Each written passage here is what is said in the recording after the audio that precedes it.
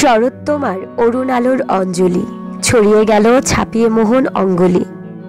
এভাবে বাঙালির সামনে শরতের সৌন্দর্য উপস্থাপন করেছেন কবিগুরু রবীন্দ্রনাথ ঠাকুর।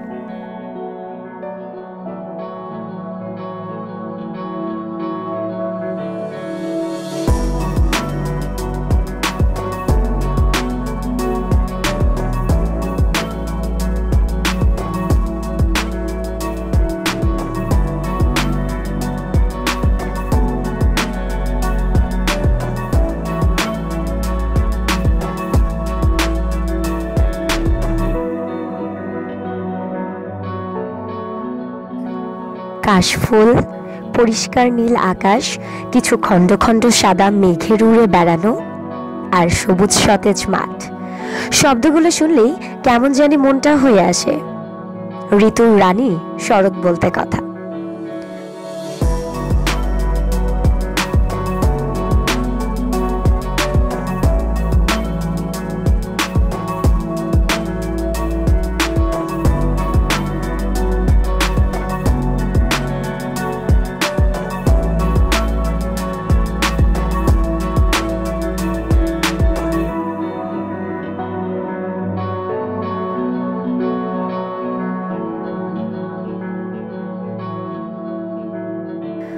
বাংলায় ভাদ্র ও আশ্বিন মাস মিলে শরৎ ঋতু। শরৎকে ইংরেজিতে অটাম বলা হলেও উত্তর আমেরিকায় একে ফল হিসেবে ডাকা হয়।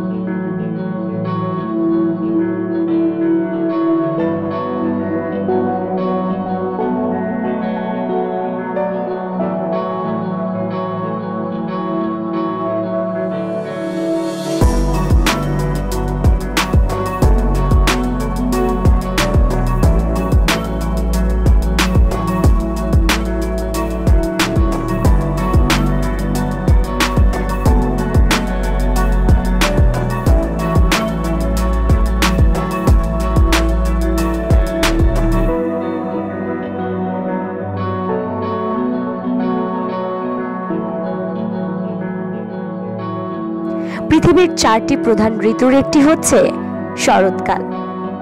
উত্তর গোলার্ধে সেপ্টেম্বর মাসে এবং দক্ষিণ গোলার্ধে মার্চ মাসে শরৎকাল।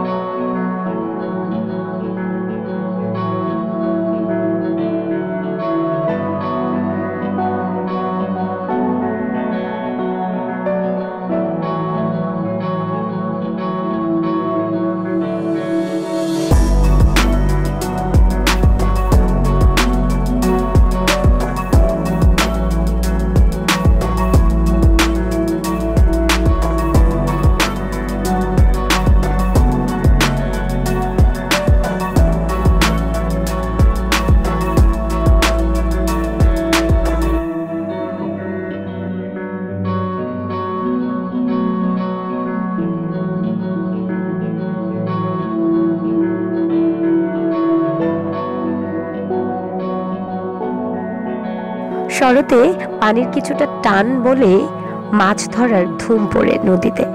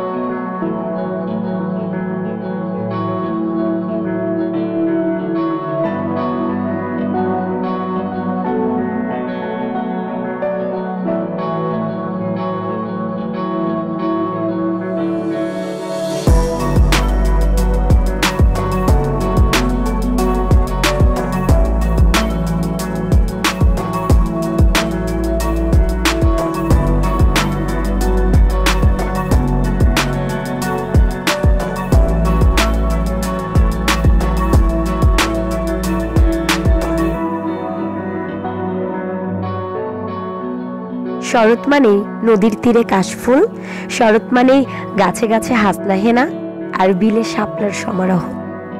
শরৎ মানে গাছে পাকা তাল, সেই তাল দিয়ে তৈরি পিঠা, পায়েস আর খেতে খেতে আমন ধানের বেড়ে ওঠা চারা।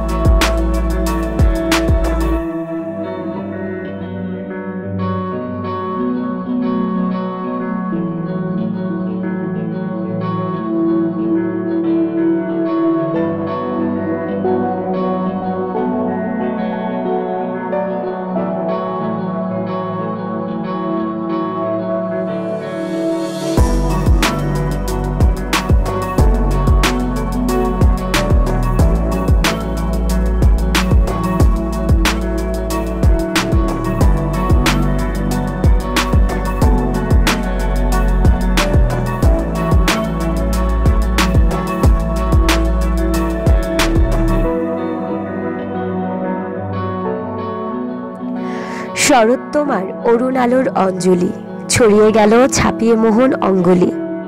এভাবে বাঙালির সামনে শরতের সৌন্দর্য উপস্থাপন করেছেন কবিগুরু রবীন্দ্রনাথ ঠাকুর। তার মতোই শরতে মুক্ত বাংলার কবিকুল।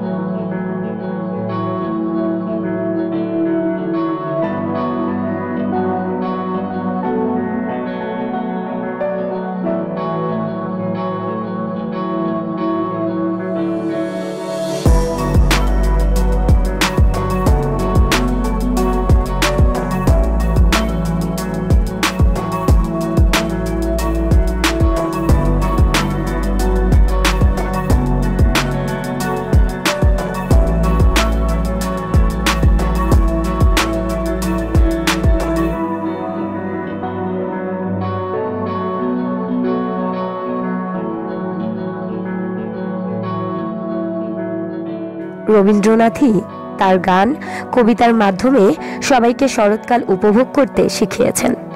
তার গানগুলো শুনলেই শরতের সমস্ত সৌন্দর্য ধরা পড়ে।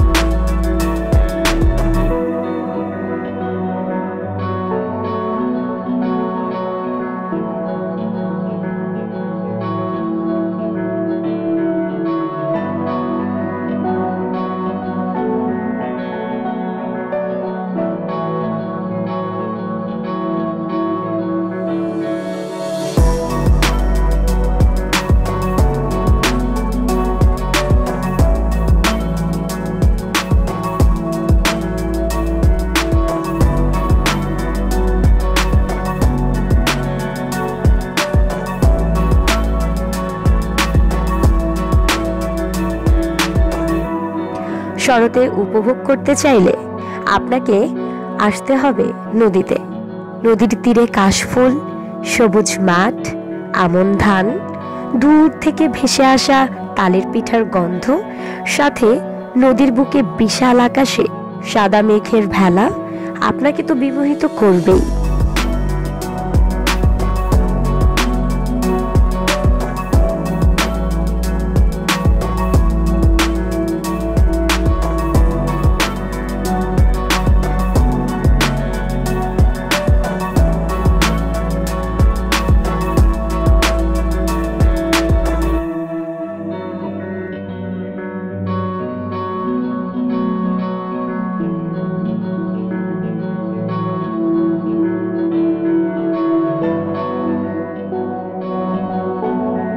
নদীতে শরতের বিকেল বেলার গোধূলি লগ্ন যেন কম সুন্দর নয় আপনাকে বিমোহিত করতে।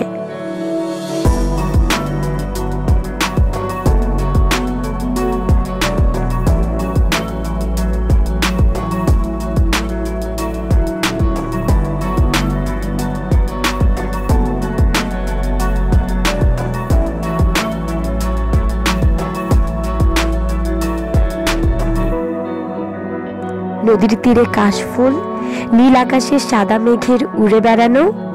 নদীতে আসলেই কেবল প্রাণ ভরে চেনা যায় শরতের কি অপরূপ মায়া।